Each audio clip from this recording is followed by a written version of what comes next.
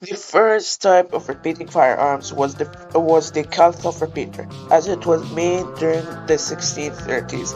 That was made by the Kalthoff family. Then in 1650, the Lorenzoni repeater was made in the Lorenzoni family in Florentine in Italy. The repeating firearm has materials that are used inside the repeating firearm. Is a spring-loaded tubular or box-like thing holding metallic cartridges, each of which is fed into the chamber or breech by a lever, pump, bolt, or semi-automatic mechanism.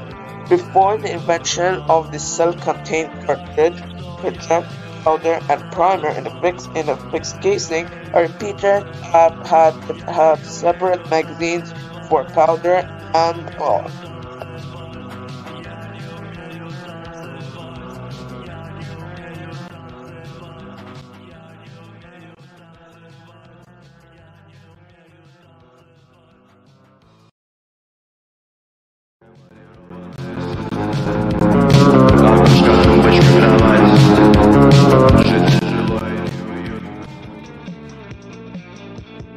Now, these firearms have really changed the identity of ranged combat, or the identity of ranged weaponry, for the upcoming decades and centuries to come. Now, the most famous usage of these early concepts, as we know today, were used in the Civil War. Now, of course, the most famous weapon used within the Civil War was a weapon called the Spencer rifle. Now, despite the power of a repeated firearm, they weren't very reliable back then for the US military. These guns kept jamming on the US military very frequently, and they were not automatic weapons, they were mostly semi-automatic weapons. Now, these weapons were used by the US force mostly, as they needed something to make the enemy fear them, the opposition fear them. Now, of course, this really changed the scale of combat as we know today, as we don't see a lot of hand-to-hand combat or like swords being fought on daily. We mostly see tactical weaponry used today, and that is thanks to the early concept of the repeated firearms, as we were able to upgrade them into many other forms of weaponry. As we can see, the deadliest weapon in World War II was the M1 Garand, and that is thanks to the early invention of the repeated firearm.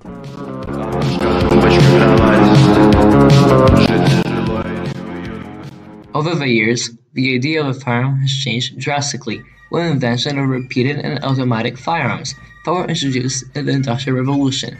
Before, a typical rifle would rely solely on the ignition of a gunpowder stored inside of a rifle that would create a force of power that would launch a bullet out of the air rifle. Those types of rifles are known as muskets and will be most often would be used in the Napoleonic Wars from 1803 to 1815. This type of gun would stay relevant for another 15 years until the invention of a rifled musket.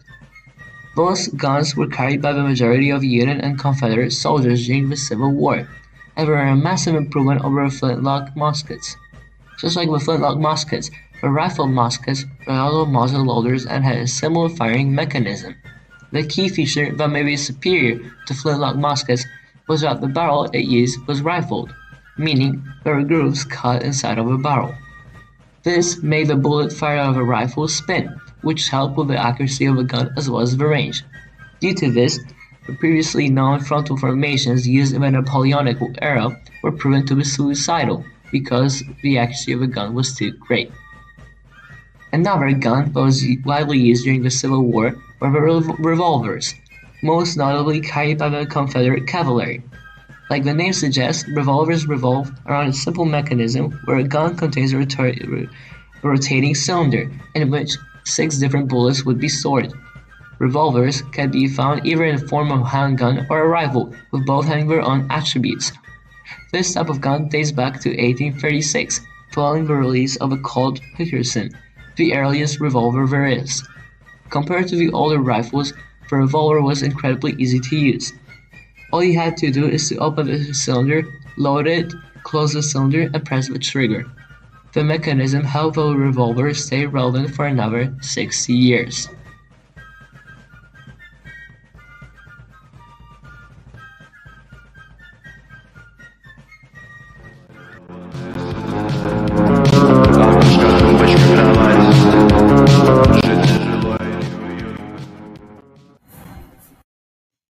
The introduction of repeating firearms ensured faster repeating fire to overwhelm the opposition or cause more rapid and significant damage towards an offensive or defensive force.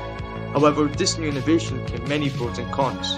It was easier to win conflicts with repeating firearms as they would dominate most parts in the fight, because it meant that you did not have to reload the weapon every single shot, and you could fire more bullets in a much shorter amount of time.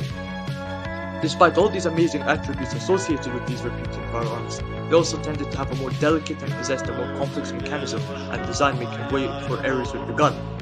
In addition, most repeating firearms are expensive, they're heavy, and they result in less mobility and handling for the individuals operating them. And since you shoot multiple times using these repeated firearms, the sound with every shot accumulates, resulting in hearing damage for the user and the people around its proximity. An example of a repeating firearm that had many pros and cons include a machine gun called the Maxim that was invented in 1884 by Aram and was utilized during the late 19th century. The first combat of the Maxim happened on October 25, 1892 in modern-day Zimbabwe. 700 police troops of the British South Africa Company's police were attacked by 3,500 warriors from Zimbabwe, and five of the Maxim guns killed approximately 1,000 of these warriors, and a week later they had another conflict where approximately 2,500 out of 6,000 warriors were killed due to the use of the Maxim guns. The Maxim guns were heavy, hard to operate, were expensive, and very hard to manufacture. However, they also had a complicated repairing process if something went wrong and needed multiple people to operate the firearm. To a more simple repeating firearm like the Spencer rifle, it didn't have much more advantages, because the Spencer rifle could also fire multiple times in a satisfactory amount of time and was just as effective as the Maxim guns.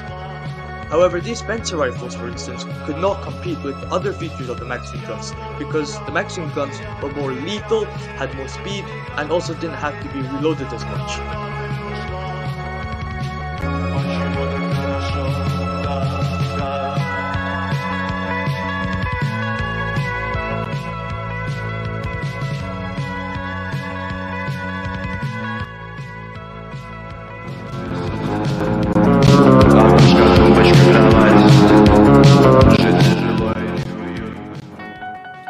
Repeating firearms are typically designed always containing a mandatory object, a form of storage to carry the bullets and gunpowder such as a magazine or spring-loaded tubular, each fulfilling the same job of feeding the bullets, which are essentially metallic cartridges, into the chamber by the use of a lever, pump, or a semi-automatic mechanism. Now, what are these cartridges? Cartridges carry the projectile powder and primer to avoid the hassle of reloading multiple different parts. Instead, they would all be reloaded in one move. Here's an example of a Henry rifle. This is an older type of repeating rifle in which you use a lever system. Now, when you pull the trigger, the hammer hits the receiver, and the receiver transforms energy into the cartridge in which the powder is exploded, and the projectile within the cartridge is launched forward at speeds up to 110 miles per hour. After the cartridge is completed, the lever is pulled, the used bullet will be thrown out, and a new bullet will be pulled in and then put into the chamber. The hammer will be pulled back, and once pulled the trigger, we'll repeat the same process, and the bullet will be shot. Now, after a few shots, probably 5 shots, as most Henrys take 5 shots. First, all the guns are made separately at different factories. At that one point, they would be all grouped up together and welded together to make the final product.